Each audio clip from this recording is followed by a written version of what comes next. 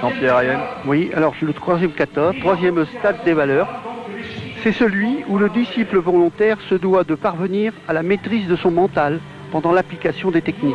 Alors là, il y a quelque chose de neuf quand même dans ce kata, c'est l'intervention du sabre.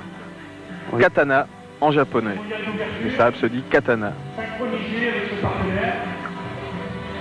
Mais aussi à l'occasion de toute action. C'est l'élément feu qu'il faut maîtriser. La technique est rapide, ample comme le feu qui, d'une étincelle, devient tout à coup immense.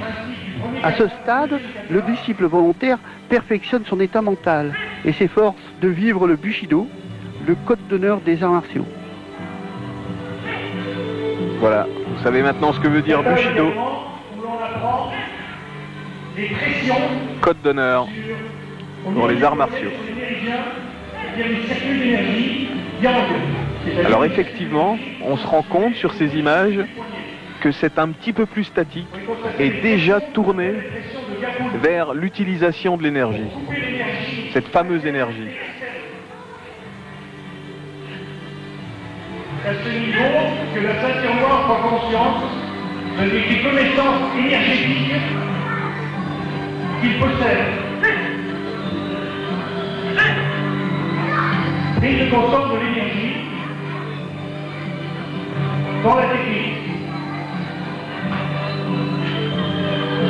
Placement de main précis, des déplacements sobres et rigoureux. On utilise l'énergie de l'adversaire ou du partenaire pour la retourner contre ce même partenaire en la contrôlant bien sûr.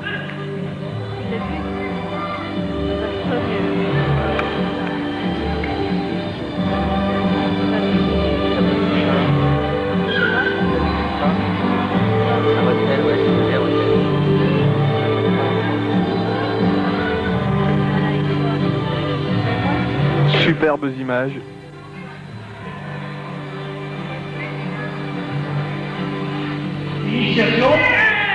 Un adversaire contrôlé à une main. On va maintenant passer au travail du poignard. Vous allez voir que c'est particulièrement impressionnant. À ce stade, ils utilisent deux véritables poignards. Là, plus question de caoutchouc. Alors le poignard est à l'intérieur du kimono. On le voit là. Voilà, c'est ce que vous voyez en noir. C'est la façon de le porter. Toujours ce souci de respecter l'arme. Maintenant on travaille avec sabre, katana. Alors les sabres, on les connaît, les sabres japonais, extrêmement tranchants comme des lames de rasoir. Technique d'empêcher de dégainer.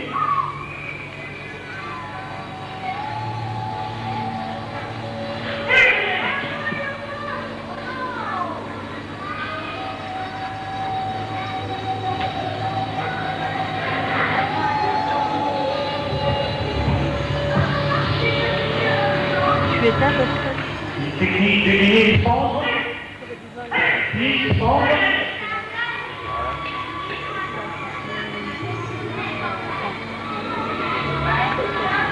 Superbe exercice de contrôle. Jean-Pierre Ayenne, vous êtes, vous, troisième stade de valeur, vous travaillez avec le sabre. Je travaille avec le sabre, j'exécute ce même kata que vous venez de voir, et j'ai 58 ans. Alors qu'est-ce qu'il faut pour effectuer un parcours comme ça dans le Jiu-Jitsu? Ben pour parcourir le Jiu-Jitsu, c'est très facile. Il suffit de pratiquer 2 fois par semaine, de s'entraîner avec un partenaire et non avec un adversaire. Et à force de patience et de volonté, eh ben on arrive à faire tous ces katas.